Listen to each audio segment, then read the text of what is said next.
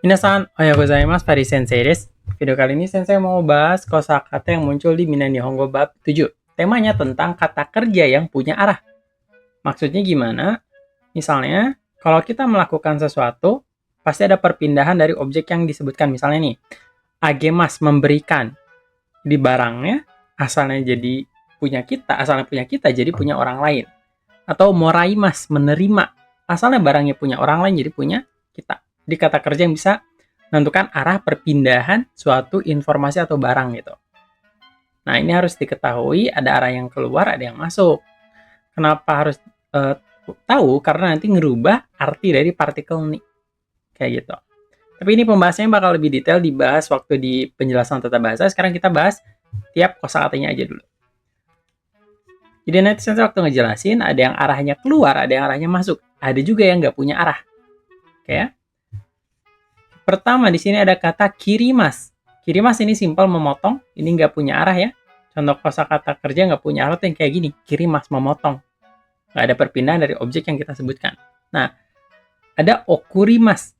Kalau okurimas, kalian coba biasain tarik garis ke kanan. Maksud garis kanan gini itu arahnya keluar.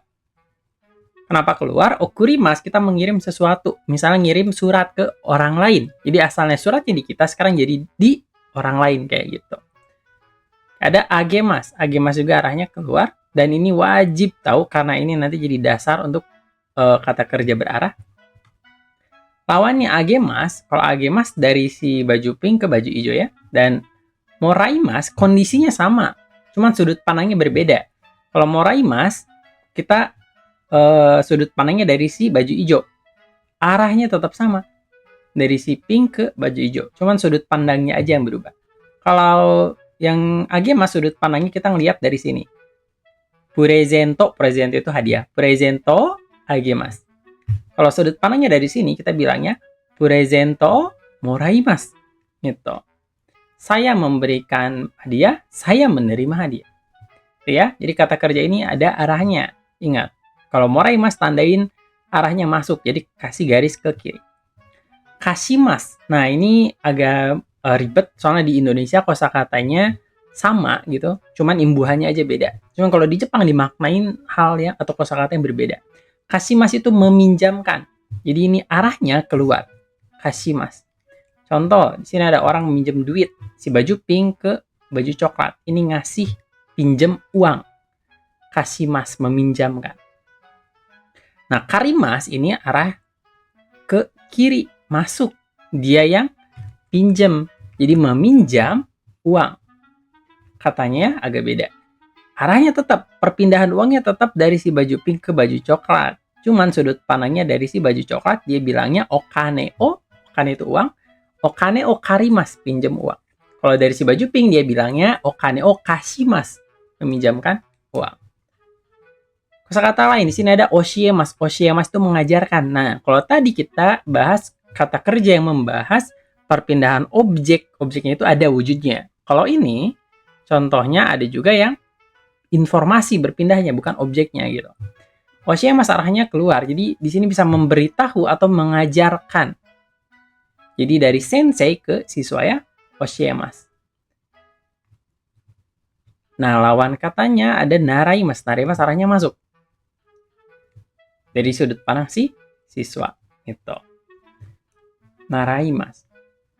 Nah, sekarang ada kosakata yang punya arah juga, cuman ini sepaket harus ditempel sama denwa kalau mau artinya menelepon. Kata kakemasnya sendiri artinya bisa menggantung. Oke, jadi hati-hati ya. Kakemas itu artinya bisa menggantung. Jadi nanti kalau udah belajar lebih jauh artinya ini. Tapi kalau di sini artinya menelepon karena sepaket gabung sama denwa. Denwa itu telepon. Denwa kakemas, menelepon gitu. Arahnya keluar kalau ini. Ini arahnya keluar. Terus arah masuknya apa? Arah masuknya kita pakai kata moraimas kalau denwa. Denwa o moraimas. Artinya menerima telepon gitu. Sini bisa pakai denwa ya. Oke. Sekarang ke kata benda. Ada te, ini simpel banget. Te itu tangan, hashi itu sumpit.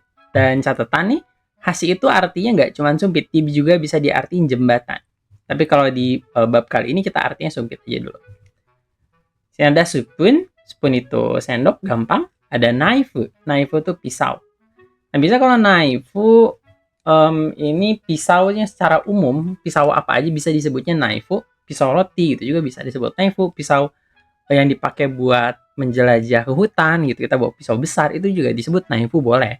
Nah, tapi catatan nih, saya kasih tahu sekalian, ada istilah houchou. Kalau houchou itu pisau yang sering digunakan di dapur. Itu ya.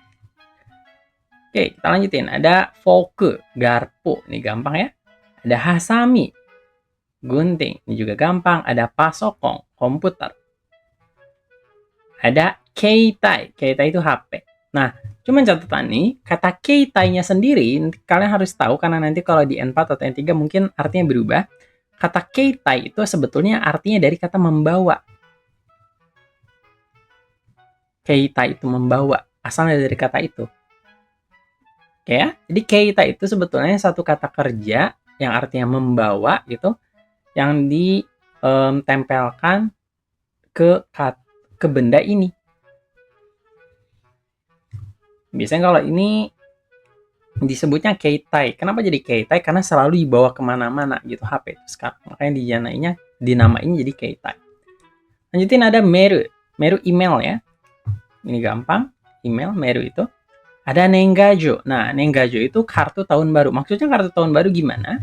Misal kalau kita ke kombini gitu ya di Jepang, atau supermarket, atau kantor pos, mereka ngejual secari kertas kayak gini yang bentuknya agak tebal ya, kertas kayak kertas karton dan lebih tebal. Sini ada tulisan yang dibagus-bagus kayak kaligrafi gitu. Nah, di sini ada space kosong, ini biasanya diisi sama ucapan selamat.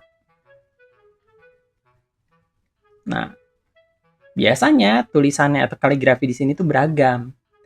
Dan biasanya orang Jepang itu sering ngirim surat ke orang-orang dekat, ucapan selamat tahun baru misalnya. Kayak gitu. Cuman sesimpel kirim selamat aja kalau ini.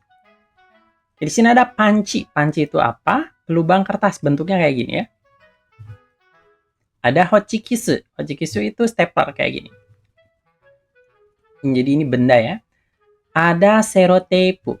Ini solasi yang kayak gini bentuknya. Ada keshigomu. Keshigomu penghapus simpel. Cuman catatan nih, keshigomu itu gabungan dari dua kata. Keshi itu artinya menghapus. Dan gomu itu artinya karet. Jadi penghapus karet sebetulnya. Kita singkat aja jadi penghapus. Ada kami. Kami itu artinya kertas. Dan kalau nanti kita udah belajar lebih jauh, kami itu artinya juga bisa dewa. Tapi kalau di sini kita artinya kertas saja ya. Ada hana. Hana ini simpel juga, ini bunga. Ada shatsu. Shatsu itu baju. Bajunya cuman bentuknya kemeja ya kalau shatsu. Dan kalau misalnya mau bilang baju kaos, tinggal tambah kata T di awalnya. Tishatsu dibacanya. Ini dibacanya tishatsu. Nanti jadi kaos. Presento. Ini hadiah, simpel. Nimotsu. Nimotsu itu barang. Biasanya kalau nimotsu artinya barang bawaan. Nimotsu itu barang bawaan. Okane. Ini gampang banget. Uang. Okane. Dan catatan nih ya.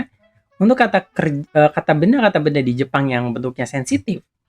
Yang sensitif menurut orang Jepang. Contohnya uang. Umur. Nama gitu ya. Itu sensitif karena pribadi gitu. Privasi. Biasanya kosakata itu diawalin sama o. O ini fungsinya itu ngerubah satu kata jadi lebih sopan. Kita nyebutin kane aja langsung. Ini kalau dibaca sendiri itu kane. Juga bisa artinya sama uang. Cuman nggak sopan. Nah, jadi untuk ngerubah kosakata sensitif kayak gini supaya terdengar lebih sopan, kita tambahin awalannya o gitu. Nanti kita pelajari ini juga di Mina 2. Untuk lebih detailnya. Kayak gitu. Kita lanjutin sekarang ada kipu. Kipu itu tiket ya. Ini tiket apa? Biasanya tiket untuk naik kendaraan biasanya. Kayak gitu. Kipu. Ada Christmas. Ini Natal. Oke, di sini ada cici, haha. Cici, haha. Ayah, ibu. Nah, di sini ada otosan, okasan. Ayah atau ibu, tapi ini untuk orang lain. Misalnya nih ya, ini kan ada satu keluarga, ini sensei. Sensei, ini teman sensei yang baju biru. Sensei nanya, ayah kamu kerja apa? Nah, sensei bilang, ayah kamu ya pakai otosan wa gitu. Ayah kamu, titik-titik aja, kerja apa? Jadi ini kata panggilan yang dipakai untuk manggil bapak atau ibu orang lain. Catatan di sini ada o juga ya, supaya terdengar sopan. Dan sebetulnya kalau kita misalnya nih, sensei kan pasti punya orang tua juga kan. Nah, kalau sensei manggil orang tua sensei, kan nggak mungkin pakai namanya langsung gitu ya. Nah, kita juga bisa manggil orang tua kita pakai kata ini, otosan, okasan gitu.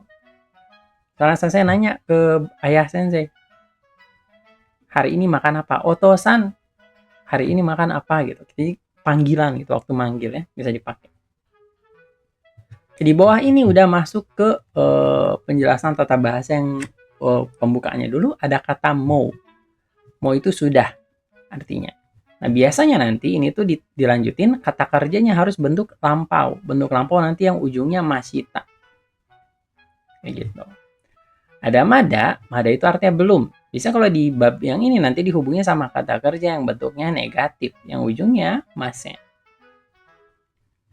Korekara, korekara tuh mulai dari sekarang. Ini simpel artinya persis.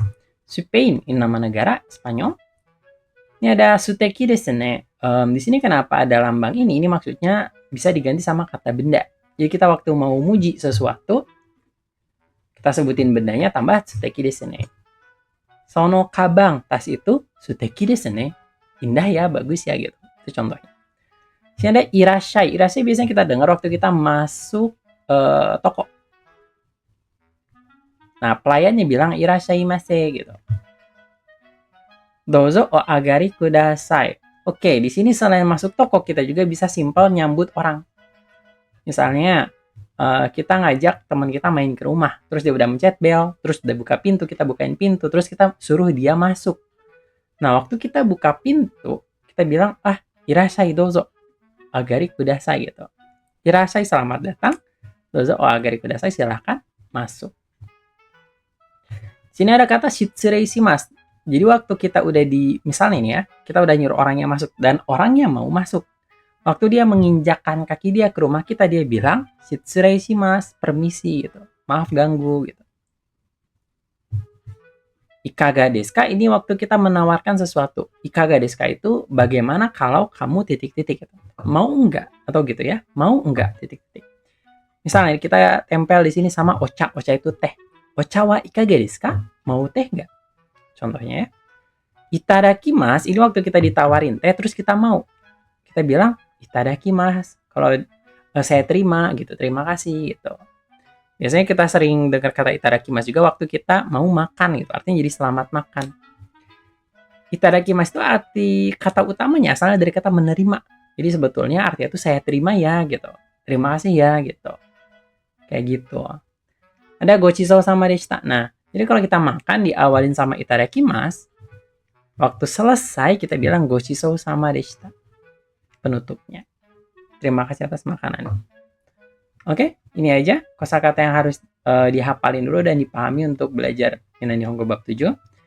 Coba hafalin ini dulu dan nanti kita lanjutin ke tata bahasanya. Oke, sekian aja dari Sensei. Ya, tsugi no douga ni aimashou. Otsukare sama deshita.